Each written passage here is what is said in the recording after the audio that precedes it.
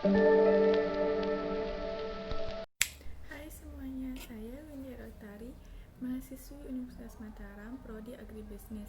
Nah, pada video ini saya akan menyelesaikan tugas pendidikan kewarganegaraan yang diberikan oleh dosen saya, yaitu Bapak Juni Gonja. Nah, pada video ini saya akan menjelaskan sedikit tentang bagaimana sih cara kita untuk membela negara dan ancaman apa saja yang bisa diterima oleh negara, juga bagaimana cara kita untuk menjadi pahlawan saat pandemi seperti ini.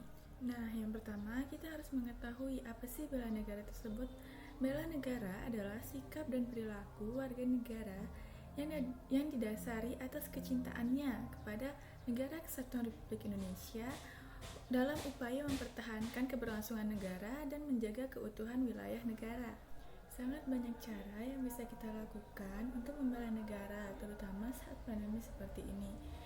Hal kecil pun bisa kita lakukan untuk membela negara, seperti belajar di rumah, bekerja di rumah, beribadah di rumah, dan tidak keluar rumah untuk hal-hal yang tidak penting. Namun jika kita terpaksa untuk keluar rumah, maka kita harus melakukan protokol-protokol keamanan seperti menggunakan masker, membawa hand sanitizer, dan sebagainya. Juga kita harus menjaga jarak minimal 1 meter dengan orang lain saat kita berada di luar rumah. Nah, kita harus mematuhi himbauan-himbauan yang dibuat oleh pemerintah. Namun pemerintah tidak hanya membuat himbauan, namun pemerintah juga membuat kebijakan, di mana kebijakan ini tentu saja meringankan masyarakat, seperti memotong tarif bayar listrik dan memberi tunjangan atau sumbangan kepada masyarakat atau warga yang mengalami PHK. Nah, ini dia contoh-contoh yang harus kita lakukan untuk membela negara saat pandemi seperti ini. Meskipun dalam suasana COVID-19 masa pandemi, kami bersama keluarga ingin sedikit mengurangi rasa jenuh dan lelah terhadap situasi yang ada yang berkaitan dengan dampak COVID-19. Untuk mengantisipasi, kami tetap melaksanakan kegiatan ini bersama keluarga dengan tujuan untuk menghindari rasa stres dengan kondisi yang ada, dan kami tetap akan melaksanakan kegiatan ini dengan panduan protokol kesehatan untuk tanggung jawab kami sebagai masyarakat terhadap musim pandemi atau COVID-19. Dan yang kami lakukan tetap menggunakan masker, mencuci tangan dengan sabun, dan membersihkan tangan dengan hand sanitizer ya, untuk melindungi kami, untuk mengantisipasi terhadap kemungkinan yang akan terjadi, dan sekaligus kami ingin memutus mata rantai daripada COVID-19. Nah, itu dia contoh-contoh hal yang bisa kita lakukan untuk membela negara saat pandemi seperti ini. Tadi kita sudah membahas tentang bela negara. Tentu saja kita akan membela negara jika negara kita mengalami ancaman-ancaman. Ancaman-ancaman itu ada dua, yaitu ancaman militer dan ancaman non-militer. Nah, ancaman militer adalah ancaman yang menggunakan kekuatan bersenjata dan terorganisasi yang dinilai mampu membahayakan kedaulatan negara dan keutuhan wilayah suatu negara, juga keselamatan segenap bangsa, seperti spionase, sabotase, dan aksi teror lainnya. Sedangkan ancaman non-militer adalah ancaman yang tidak bersifat fisik dan tidak terlihat seperti ancaman militer. Karena ancaman non-militer ini berdimensi ideologi, politik, ekonomi, sosial budaya, teknologi, informasi, dan keselamatan umum. Contohnya yaitu seperti pelanggaran HAM ataupun terjadinya inflasi, juga seperti sistem ekonomi yang tidak jelas. Karena adanya pandemi ini, dinamika ketahanan nasional tentu mengalami kesulitan. Dari aspek pertanian pun tentu saja mengalami kesulitan.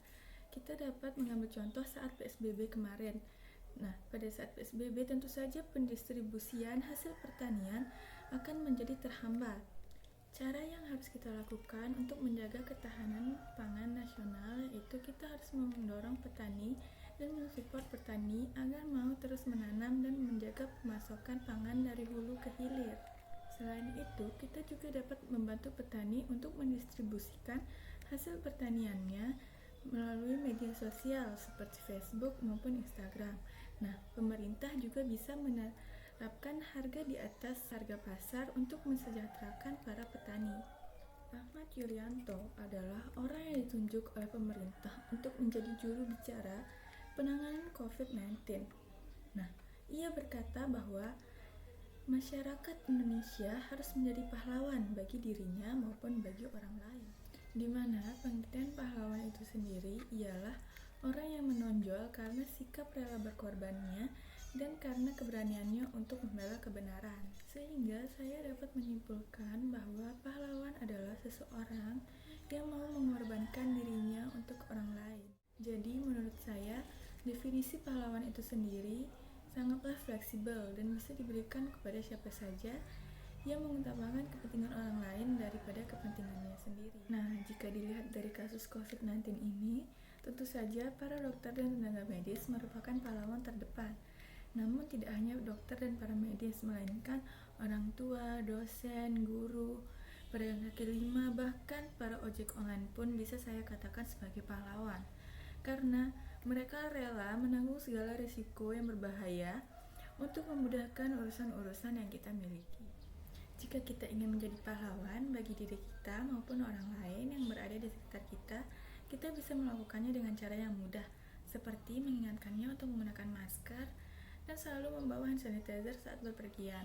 Juga menjaga jarak minimal 1 meter dengan orang lain saat mereka berada di luar rumah. Dan kita juga harus saling mengingatkan untuk selalu mematuhi protokol-protokol kesehatan yang diberlakukan. Nah, ini sedikit cuplikan video bagaimana sih cara kita untuk menjadi pahlawan saat pandemi seperti ini. Dari habis ngapain? Habis belanja. Terus udah cuci tangan? Ini pakai hand sanitizer.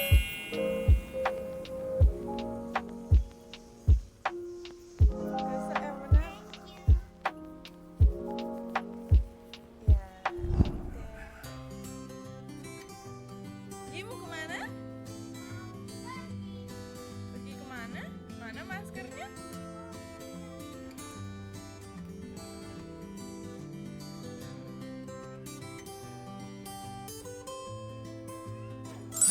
Nah, gitu sini. Nah, kalau mau pergi tuh harus pakai masker ya. Terus harus Siap. bawa hand sanitizer. Terus Siap. maskernya nggak boleh dibuka ya kalau lagi pergi. Nah, itu dia hal-hal yang bisa kita lakukan untuk menjadi pahlawan saat pandemi seperti ini.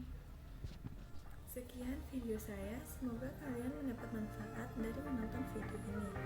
Terima kasih